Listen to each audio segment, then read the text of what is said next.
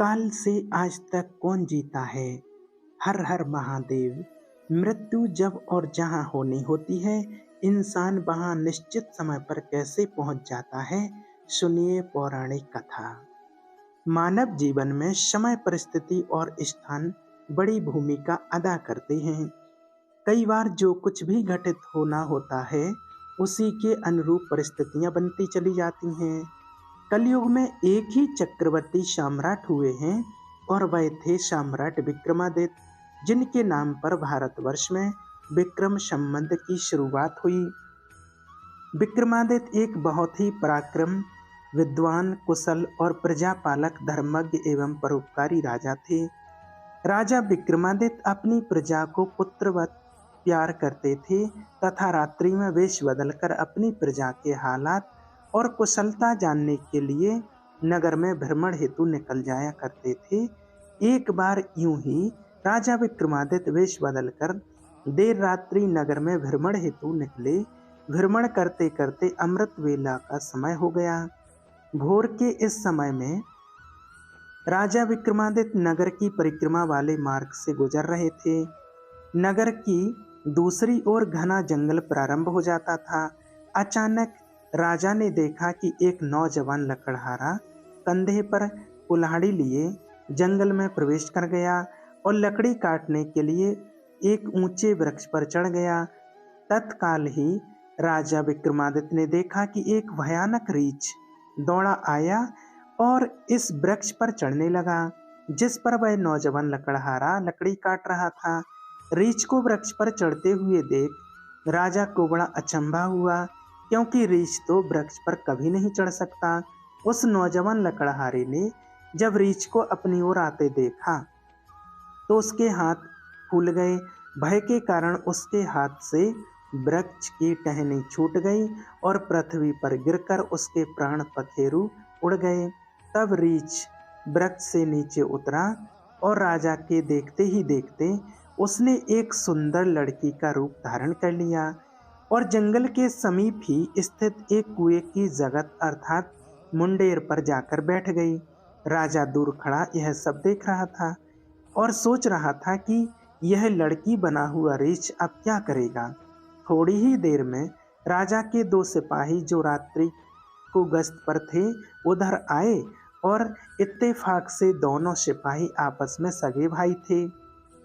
छोटे भाई की नज़र जब कुएं की मुंडेर पर बैठी उस सुंदर लड़की पर पड़ी तो बड़े भाई से बोला, देखो भाई, कितनी सुंदर लड़की बैठी है। मेरा मन कर रहा है कि मैं इससे विवाह करूं। बड़ा भाई बोला, बड़े भाई के होते हुए छोटा भाई कैसे विवाह कर सकता है? बड़ा होने के नाते पहले बारी मेरी है, इसलिए पहले विवाह तो मैं ही करूंगा। छोटा भाई बोला, इसे पहले मैंने देखा है तो इससे विवाह तो मैं ही करूंगा। तब बड़ा भाई बोला कि हम तो व्यर्थ ही झगड़ रहे हैं, क्यों ना हम इस लड़की से ही पूछ लेते हैं। यह हम दोनों में जिससे भी पसंद करेगी वही इस लड़की से विवाह कर लेगा। इस प्रकार आपस में निर्णय करके दोनों भाई उस लड़की के पास आ पहुंचे। बड़े भाई ने उस लड़की से प्रश्न किया कि सुंदरी, आप कौन हो और यहाँ क्या कर रही हो? वह लड़की बोली, मैं पास के ही गांव में रहती हूँ और अपने पति के तलाश में निकली हूँ। छोटा भाई बोला, तुम्हारा पति कहाँ है? तुम चाहो तो उसे ढूंढने में हम तुम्हारी सहायता कर सकते हैं। तब वह लड़की बोली, अभी तो मैं कुंवारी हूँ और किसी योग्य वर की तलाश में निकली हूँ। तब छोटा भाई बोला, हम दोनों भाई भी अभी कुंवारे ही हैं, यदि तुम चाहो तो हम में से किसी एक से विवाह कर सकती हो। लड़की बोली, मैं तुम दोनों में से एक से विवाह कर लूंगी, परंतु मेरी एक शर्त है। दोनों भाई बोले, क्या शर्त है तुम्हारी? लड़की बोली, तुम दोनों में से जो भी अधिक बहादुर होगा मैं उसी से विवाह करूंगी। इतना सुनते ही दोनों भाई स्वयं को एक दूसरे से श्रेष्ठ सिद्ध करने की इच्छा रखते हुए आपस में युद्ध करने लग पड़े थे। लड़ते लड़ते दोनों भाइयों ने तलवारें निकाली और एक दूसरे के पेट में आर पार कर दी। इस प्रकार तड़प तड़प कर दोनों भाइयों ने अपने प्राण त्याग दिए। तब वो लड़की जो जोर से हंसी और उठकर एक दिशा की ओर चल पड़ी। यह लड़की छलावा अब क्या करेगी, ऐसा सोचते हुए राजा विक्रमादित्य भी थोड़ी थोड़ी दूरी रखते हुए उस लड़की के पीछे पीछे चलने लगे। अब तक सूर्य भगवान भी पूर्ण रूप से उदय हो चुके थे, परंतु सम्राट विक्रमादित्य एक रीछ के वृक्ष पर चढ़ने और फिर एक सुंदर लड़की का रूप बदलने की विचित्र घटना अपनी आंखों से देखकर अपनी शुद्ध बुद्ध खो बैठे थे। उन्हें अपनी भूख और प्यास और राजपाट के विषय में कुछ भी ध्यान रहा तो केवल उस रहस्यमयी सुंदर लड़की के विषय में जानने की जिज्ञासा। अतः उस सुंदर लड़की का सावधानी पूर्वक दूरी बनाकर पीछा करते करते लगभग 200 कदम चलने के बाद राजा विक्रमादित्य के विश्वास की सीमा न रही, क्योंकि राजा विक्रमादित्य के देखते ही देखते एक का एक वही सुंदर लड़की अब एक लड़की नहीं रही थी, अब तो एक जहरीले नाग का रूप धारण कर चुकी थी। वह जहरीला नाग अब बड़ी तेजी से आगे बढ़ने लगा। कुछ दूर आगे चलकर एक नदी बह रही थी। वह भयानक जहरीला नाग नदी के किनारे पहुंचकर कुछ क्षण रुका और राजा के देखते ही देखते नदी में कूद गया। नदी के बीचों बीच एक नाव चल रही थी जिसमें 25-30 लोग सवार थे। वह जहरीला नाग उस नाव की तरफ बढ़ने लगा। सम्राट विक्रमादित्य किनारे पर खड़े सब कुछ देख रहे थे। देखते ही देखते वह जहरीला नाग उस नाव में कूद गया। नाग पर नजर पड़ते ही नाव में भगदड़ मच गई और अपनी जान बचाने के लिए लोग नाव से पानी में कूद पड़े। उनमें से जो लोग तैरना जानते थे वह तो तैरकर नदी से बाहर निकल गए और जो तैरना नहीं जानते थे वे सब लोग वहीं पानी में डूबकर मर गए। थोड़ी देर के बाद वह नाग नदी से बाहर निकला और नदी के किनारे किनारे आगे बढ़ने लगा। सम्राट विक्रमादित्य उसके पीछे पीछे चलने लगे। कुछ दूर जाकर राजा विक्रमादित्य को एक बार फिर आश्चर्यचकित होना पड़ा, क्योंकि उस नाग ने एक बार फिर अपना रूप बदला।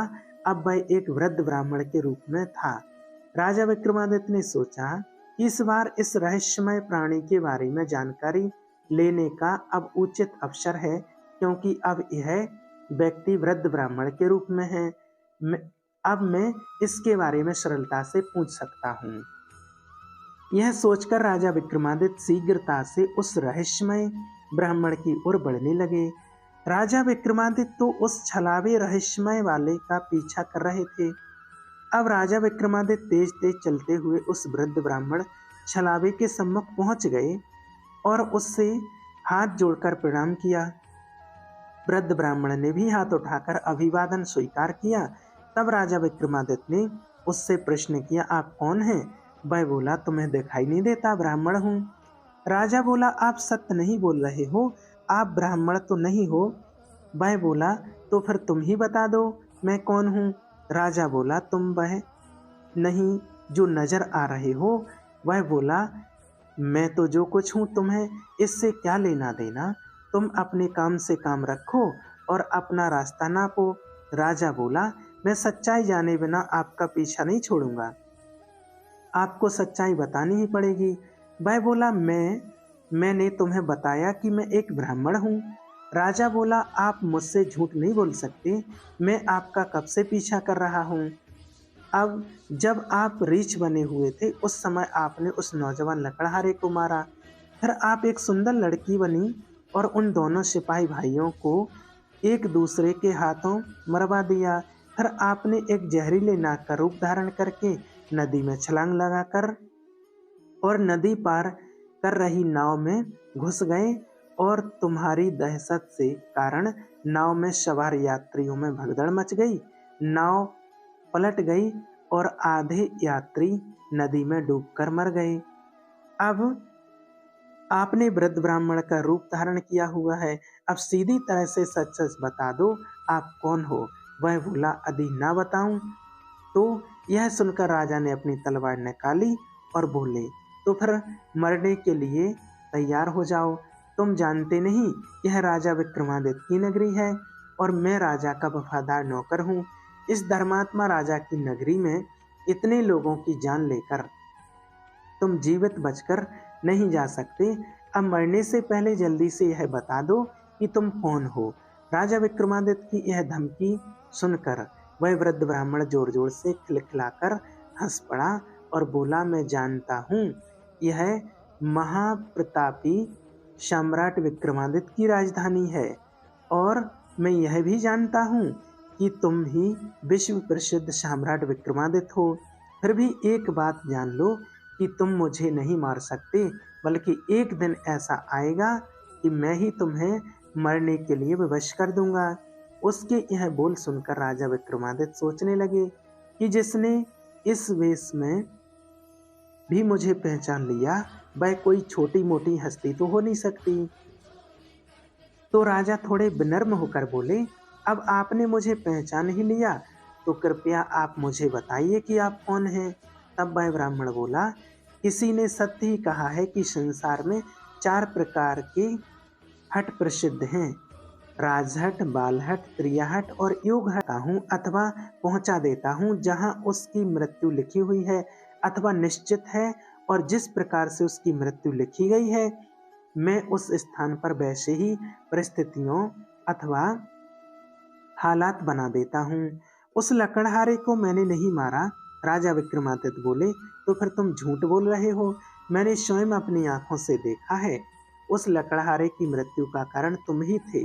वृद्ध ब्राह्मण बोला, बेशक कारण मैं बना था, लेकिन सांसारिक लोग तो यही समझते हैं कि लकड़हारे की मृत्यु वृक्ष से गिरकर वृक्ष का टहनी टूटने के कारण हुई, और फिर मुझे तो मृत्यु देव धर्मराज के आदेश का पालन करना पड़ता है। उसकी मृत्यु वृक्ष से गिरने के कारण लिखी गई थी, इसलिए मैंने रीछ बनकर वैसे ही परिस्थितियों और हालात पैदा कर दिए। नहीं तो जरा सोचो, यदि असली रीछ होता तो क्या कभी पेड़ पर चढ़ पाता? कदापि नहीं, परंतु वहां तो मैं था, और मेरे लिए तो कुछ भी असंभव नहीं, कुछ भी असंभव नहीं है। अगर उन सिपाहियों भाइयों की बात करें तो उनको मैंने नहीं मारा, उनकी मृत्यु एक दूसरे के हाथों लिखी हुई थी, अतः उनके लिए मुझे सुंदर लड़की बनना पड़ा। नाव में सवार कुछ लोगों की मृत्यु पानी में डूबने से लिखी थी, इसलिए मुझे भयानक नाग का रूप धारण करना पड़ा। राजन, मुझे लगता है कि अब तो आप अच्छी तरह से समझ गए होंगे कि मैं कौन हूँ और तुम्हारी नगरी में क्यों आया था, और यह भी समझ गए होंगे कि समय, स्थान और परिस्थिति की सांसारिक प्राणी के जीवन में कितनी बड़ी भूमिका होती है। राजा विक्रमादित्य ने वृद्ध ब्राह्मण रूपी काल की बात बड़े ध्यान से सुनी और गंभीर हुए। काल कहने लगा, हे राजन, अब मैं चलता हूँ। राजा विक्रमादित्य बोले, हे कालदेव, आपने मुझे बहुत अच्छी जानकारी दी, जिसके लिए मैं आपका बहुत आभार व्यक्त करता हूँ। कृपया जाने से पहले मेरे एक और प्रश्न का उत्तर देते जाइए। कालदेव बोले, पूछो, क्या पूछना है? पूछना चाहते हो शीघ्र पूछो, मेरे पास इतना समय नहीं है। राजा विक्रमादित्य बोले, कृपा करके मुझे यह बताइए कि मेरी मृत्यु कब और किस स्थान पर और किस प्रकार से होगी। कालदेव बोले, राजन, यह तो बता सकता हूँ तुम्हारी मृत्यु कहाँ और किस प्रकार से होगी, परंतु यह नहीं बता सकता कि तुम्हारी मृत्यु कब होगी। राजा विक्रमादित्य बोले, हे कालदेव, मृत्यु का समय बताने में आपको क्या आपत्ति है? कालदेव बोले, हे राजन, यदि मैंने पहले ही आपको मृत्यु का समय बता दिया तो इसी क्षण से आप चिंताग्रस्त हो जाओगे, और आप तो जानते ही हो कि चिंता चिता समान होती है। अभी तो आपको अपने शासनकाल में बहुत से शुभ और जन कल्याण के कार्य करने हैं। राजा विक्रमादित्य बोले, चलो समय ना सही, यह तो बता दो कि मेरी मृत्यु कहाँ और कैसे होगी। कालदेव बोले, सुनो राजन, तुम्हारी मृत्यु तुम्हारे ही महल में सीढ़ियों पर से पांव फिसलने के कारण से होगी। इतनी बात सम्राट विक्रमादित्य को बताकर वृद्ध ब्राह्मण रूपी काल शीघ्रता से एक दिशा की ओर चल पड़े और कुछ दूर जाकर विलुप्त हो गए। इस वक्त सूर्य भगवान भी पूर्ण रूप से अस्त हो चुके थे, चारों तरफ अंधकार छा गया था। राजा विक्रमादित्य अब तक शारीरिक और मानसिक रूप से थक चुके थे, अतः मन में गहन सोच विचार लिए हुए तेज कदमों से अपने महल की ओर प्रस्थान कर गए। और आगे चलकर सचमुच ऐसा ही हुआ। राजा विक्रमादित्य की मृत्यु अपने महल की सीढ़ियों से फिसलकर गिरने से हुई थी और इस कथन की पुष्टि इतिहासकारों ने भी की है।